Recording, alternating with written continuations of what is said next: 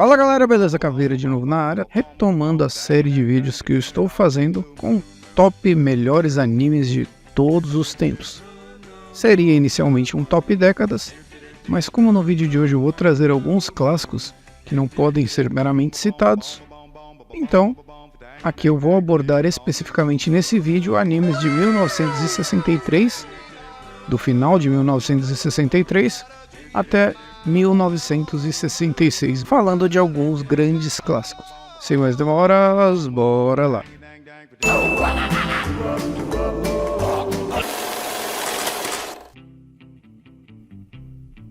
Eight Man, de 1963.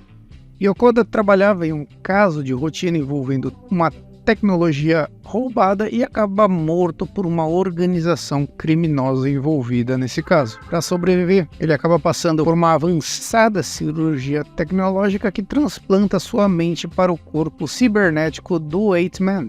Poderosíssimo ciborgue, agora como um vigilante de alta tecnologia, busca levar a lei e a justiça, colocando um fim ao ciclo da escalada de violência na humanidade. Sendo exibido por um pouco mais de um ano na TV japonesa, ao longo de 56 episódios. Até por essa postura mais comercial, entre aspas, de ser exibido na TV, não possui uma parte técnica lá tão bem trabalhada, sendo mediano para os padrões da época. Como eu mencionei até no vídeo anterior, a maioria dos animes desse período possui uma abordagem mais maniqueísta e romantizada, mas mesmo assim flerta com temas mais sérios, abordando questões profundas sobre a natureza humana, a relação entre o homem e a máquina e os dilemas éticos associados à transformação cibernética. Tem aquela trilha sonora marcante de heróizão dos anos 60, pique tokusatsu, tá ligado? Com fanfarras, orquestras e tudo mais. Mas enfim, inegavelmente é um grande clássico e infelizmente poucas vezes reutilizado e recontado, seja em remakes, tendo apenas o bom Eight Man After, um OVA de 1993 feito pelo J.C. Staff, sendo essa a reimaginação mais recente da obra de Hirai Kazumasa, Shonen Ninja Kaze no Fujimaru, de 1964. Acompanhando a jornada de Fujimaru em encontrar sua mãe e um tomo antigo, que é basicamente um livrão velho da bexiga, tomo esse que possui terríveis técnicas miraculosas e muito poderosas das artes marciais. Conhecido no ocidente como Samurai Kid, traz aquela narrativa simples e com uma estrutura bem clássica. É aquele shonenzão da massa, de lutinha basicamente, que já começava a dar as caras nessa época. Trazido pela Toei Animation, que começava a sua dominância no mercado, tem como destaque em sua equipe de produção Hayao Miyazaki, nome mais que lendário na indústria da animação japonesa, fundador do estúdio Ghibli, responsável ali por filmes como Viagem de Chihiro, Castelo Animado, Princesa Mononoke, entre tantos outros. Fujimaru basicamente é um produto da sua época, carrega as limitações técnicas do período, e se você levar isso em conta dá pra assistir de boas, tá ligado? É bem legalzinho. Vale o destaque de, como eu mencionei outras inúmeras vezes no vídeo anterior, tem uma abordagem mais juvenil e romantizada e maniqueísta, já que na época animações ainda eram vistas como um produto destinado ao público infantil. Cyborg 009, adaptação direta do mangá de Shotaro Ishinomori. Em Cyborg 009 temos a fase inicial na jornada dos cyborgs, explorando a transformação de 9 indivíduos comuns em super soldados com habilidades especiais, tendo 9 pessoas de diferentes partes do mundo sequestradas e transformadas em ciborgues pela terrível e maligna organização Black Ghost. Cada um dos ciborgues possuindo habilidades únicas e miraculosas, sendo que eles se unem contra os planos da Black Ghost em busca de vingança. O sucesso é a melhor vingança. A animação, apesar dos padrões da época, consegue trazer lutas bem bacanas e momentos bem animados. Ele explora bastante temas como a identidade, liberdade e responsabilidade, com uma trilha sonora característica marcante de muitos animes clássicos. Cyborg 009 é uma franquia bastante consolidada, tem inúmeras adaptações, entre longas, séries de TV e tudo mais. É muito forte no Japão, mas também com muitos fãs nos Estados Unidos e Europa. Um fator curioso é que alguns animes simplesmente não cai tanto no gosto do público aqui no Brasil, que é o caso aqui do Cyborg 009. Mas, dessas outras versões, eu destaco o crossover Cyborg 009 vs Devilman, que é bem bacana, bem legal e bem maneiro. Chegou a ter ele na Netflix por um período. Como o próprio nome já diz, ele une o Devilman, tem vídeo aqui no canal, e os 9 ciborgues tesudos e poderosos em uma aventura muito louca. Cara, que loucura! Sally the Witch, adaptado do mangá de Mitsutero Yokoyama, primeiro anime demográfico shoujo e também o primeiro anime do gênero Mahou Shoujo, basicamente mangás e animes destinados ao público jovem e feminino, e o Mahou das garotinhas mágicas, basicamente, Sailor Moon, Rei Art e tantos outros. Aqui tivemos 17 primeiros episódios exibidos em preto e branco, e a partir daí todos os episódios da série foram feitos em cores.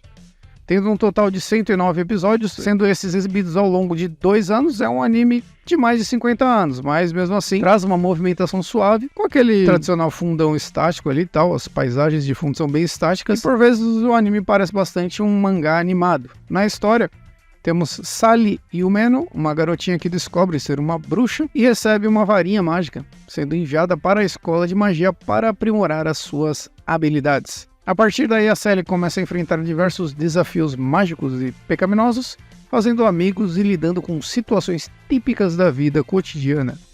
Tudo enquanto mantém o segredo de ser uma bruxa sacanageira.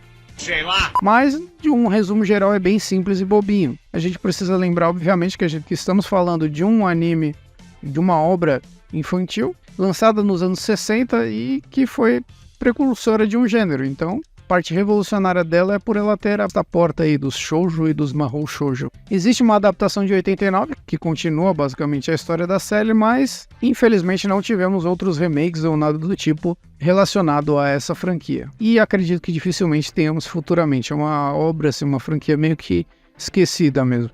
E para finalizar o vídeo de hoje, vamos com a trilogia Kimba, basicamente. O Jungle Taitai, um mangá de 1950, criado por Osamu Tezuka. Na trama temos Léo, ou Kimba, como ficou conhecido no ocidente, um leãozinho filho de Panja e Elisa, que acaba perdendo seus pais após a mãe ser capturada por um zoológico e o pai ser morto por caçadores. Antes de ser levado para viver em um cativeiro, Elisa pede para que o filho retorne à África e reconquiste o trono que era de seu pai.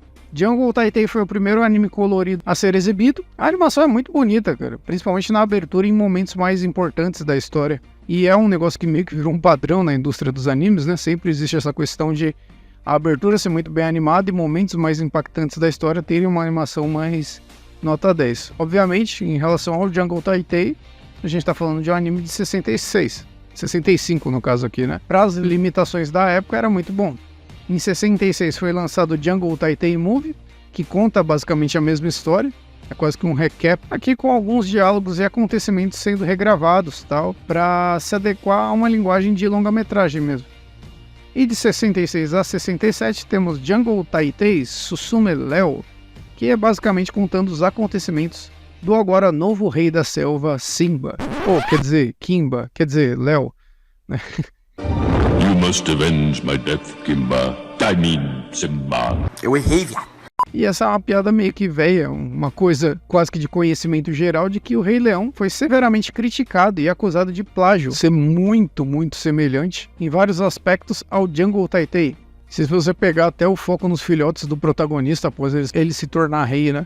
A questão é meio que tratada como um tabu e empurrada para debaixo do tapete pela Disney. Os herdeiros da Tezuka chegaram a mover uma ação contra o Walt Disney para solicitar que ao menos o nome de Osamu Tezuka estivesse aparecendo nos créditos. Eles basicamente desistiram, né?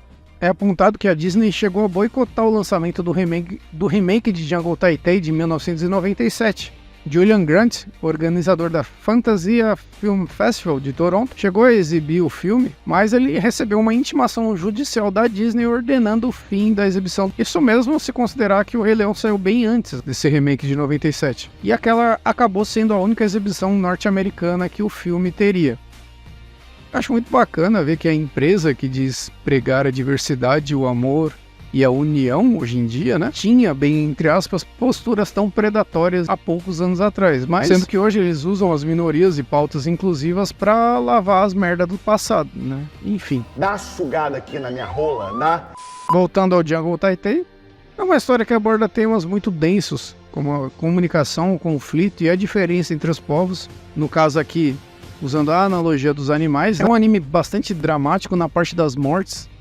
São mortes bem impactantes e tristes e que percorrem toda a história, basicamente. Além dos 3 citados, a gente tem o The New Adventure of Kimba, de 89, Jungle Emperor Leo, de 97, que foi o tal do filme boicotado, e Jungle Taitei Yukigamirai wo Kairu, de 2009. Jungle Taitei, ou Kimba, chame como preferir, é um grande clássico, absurdo e atemporal.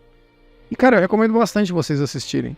Não precisa de desligar muito o senso crítico. Você assistindo alguns minutos, você já vai se acostumar com a estética, com a parte técnica da época. Seja você assistindo um anime de 66 ou mesmo os mais recentes, que são muito bons. É uma história bacana, é uma história que tem uma mensagem muito legal e muito boa. E tem esse fator histórico aí, tem essa questão histórica aí, esse embate contra a Disney. Mas enfim, não esquece de deixar o seu like e compartilhar esse vídeo em todos os lugares possíveis e imagináveis. Eu vou ficando por aqui, um grande abraço e um grande beijo a todos vocês. Falou, tchau, tchau. Uhul!